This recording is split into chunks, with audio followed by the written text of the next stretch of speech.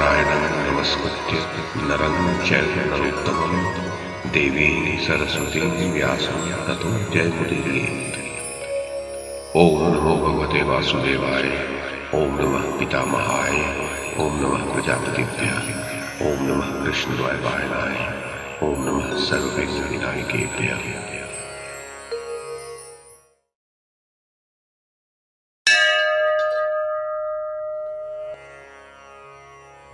संजय ने कहा, तदनंतर कर्ण और अभिमन्यु दोनों परस्पर युद्ध करते हुए रक्त से लथपथ हो गए। उसके पश्चात कर्ण के 6 मंत्री सामने आए।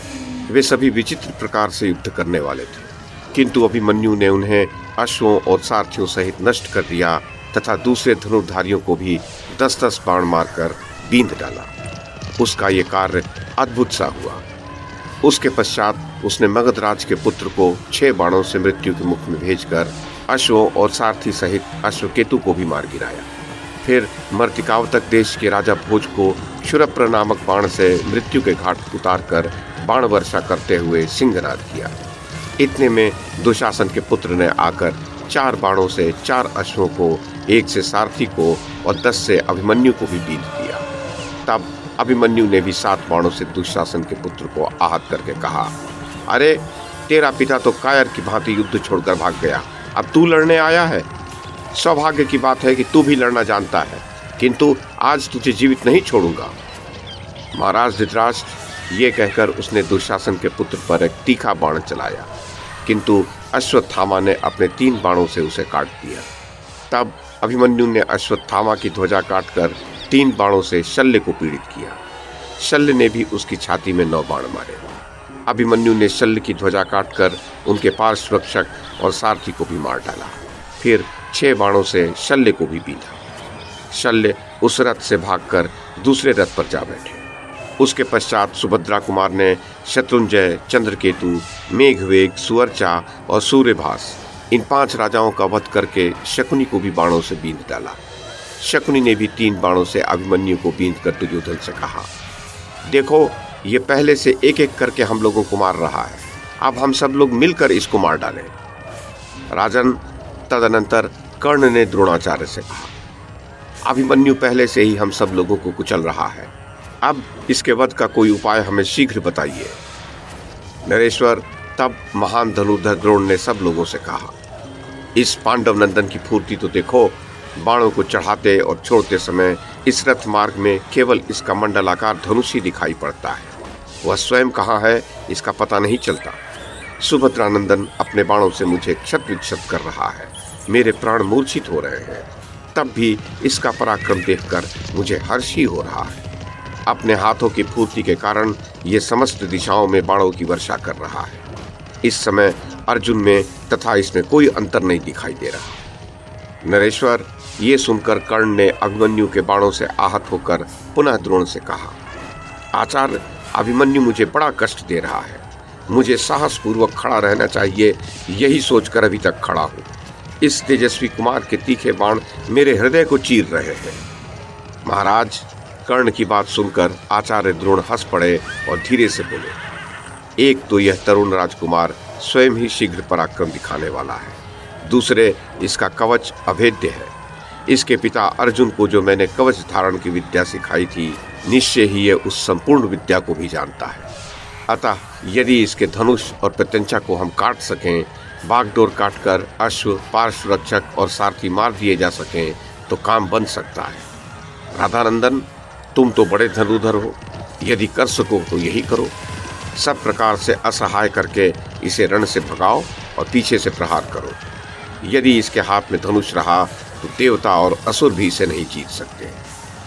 भारत, आचार्य की बात सुनकर कर्ण ने बाणों से अभिमन्यु के धनुष को काट डाला। कृतवर्मा ने उसके अश्वों को और कृपाचार्य ने पार्श्वरक्षक तथा सारथी को मार डाला। उसे धनुष और रथ से हीन देख शेष महारथी लोग बड़ी शीघ्रता से उस पर बाण बरसाने लगे। एक ओर 6 महारथी थे, दूसरी ओर अकेला अभिमन्यु था। तब भी वे 6 के 6 उस अकेले बालक पर बाण वर्षा कर रहे थे। धनुष कट गया, रथ से हाथ धोना पड़ा, तब भी उसने अपने धर्म का पालन किया। हाथ में ढाल खड़ग लेकर वह तेजस्वी बालक आकाश में उछल पड़ा।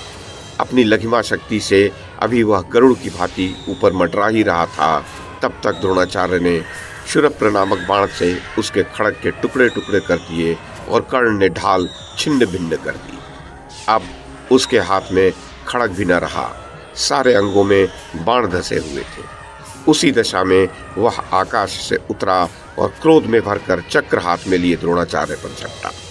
उस समय वह चक्रधारी भगवान विष्णु की भांति शोभायमान हो रहा था।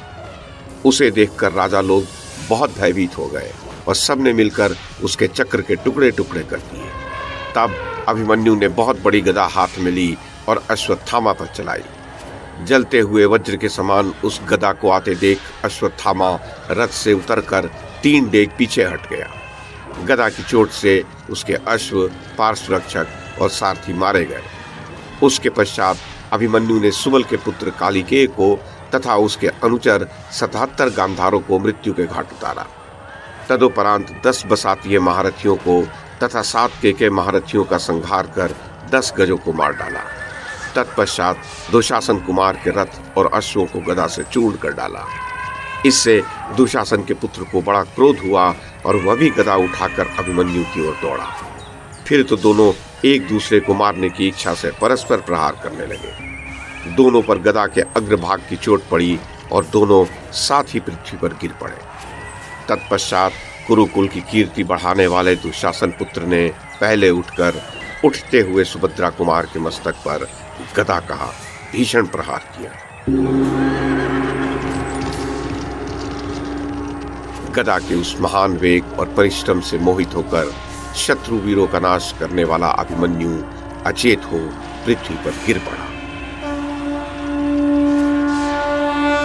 राजन, इस प्रकार उस युद्ध स्थल में बहुत से योद्धाओं ने मिलकर एकाकी अभिमन्यु को मार डाला। जैसे गज कभी सरोवर को मथ डालता है, उसी प्रकार सारी सेना को क्षुब्ध करके व्याधों के द्वारा जंगली गज की भांति मारा गया वीर अभिमन्यु वहां अद्भुत शोभा पा रहा था। इस प्रकार रणभूमि में गिरे हुए शूरवीर अभिमन्यु को आपके सैनिकों ने चारों ओर से घेर लिया। जैसे ग्रीष्म ऋतु में वन को जलाकर अग्नि बुझ गई हो, जिस प्रकार वायु वृक्षों की शाखाओं को तोड़ फोड़ कर शांत हो रही हो, जैसे संसार को संतप्त करके सूर्य अस्ताचल को चले गए हो, जैसे चंद्रमा पर ग्रहण लग गया हो तथा जैसे समुद्र सूख गया हो, उसी प्रकार समस्त कौरव सेना को संतप्त करके पूर्ण चंद्रमा के समान मुख वाला अभिमन्यु पृथ्वी पर पड़ा था।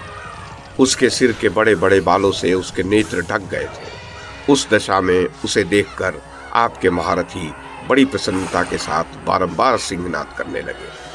प्रजानाथ, आपके पुत्र को तो बड़ा हर्ष हुआ, परंतु पांडव वीरों के नेत्रों से अश्रु बहने लगा। महाराज, उस समय अंतरिक्ष में खड़े हुए प्राणी आकाश से गिरे हुए चंद्रमा के समान वीर अभिमन्यु को रणभूमि में पड़ा देख उच्च स्वर से आपके महारथियों की निंदा करने लगे। सबने एक स्वर से कहा, द्रोण और कर्ण आदि 6 कौरव महारथियों के द्वारा असहाय अवस्था में मारा गया ये एक बालक यहाँ सो रहा है। हमारे मत में ये धर्म नहीं है। महाराज, चंद्रमा और सूर्य के तुल्य कांतिमान अभिमन्यु को इस प्रकार पड़ा देख आपके योद्धाओं को बड़ा हर्ष हुआ और पांडवों के हृदय में बड़ी पीड़ा हुई। राजन, अभिमन्यु अभी बालक था, युवावस्था में उसका पदार्पण नहीं हुआ था। उस वीर के मरते ही युधिष्ठिर के देखते देखते संपूर्ण पांडव सेना भाग चली। ये देख युधिष्ठिर ने उन वीरों से कहा, ये शूरवीर अभिमन्यु तो प्राणों पर खेल गया, परंतु युद्ध में पीठ न दिखा सका। निश्चय ही स्वर्गलोक में गया है। तुम सब लोग धैर्य धारण करो, भयभीत न हो। हम लोग रण क्षेत्र में शत्रुओं को अवश्य जीतेंगे। महाराज, महातेजस्वी और परम कांतिमान योद्धाओं में श्रेष्ठ धर्मराज युधिष्ठिर ने अपने दुखी सैनिकों से ऐसा कहकर उनके दुख का निवारण किया। युद्ध में विषधर सर्प के समान भयंकर शत्रु रूप राजकुमारों को पहले मारकर पीछे से अर्जुन कुमार अभिमन्यु स्वर्गलोक में चला गया। महाराज, ऐसा कहकर धर्मराज ने अपने दुखी सैनिकों का शोक दूर किया। अभिमन्यु श्री कृष्ण और अर्जुन के समान पराक्रमी था। वो 10 सहस्र रथियों तथा महारथी कौशल नरेश बेहद्वल को मारकर मरा है। नरेश्वर, इसमें तनिक भी संदेह नहीं कि वह पुण्यवानों के अक्षय लोकों में गया है। अतः वह शोक करने योग्य नहीं है।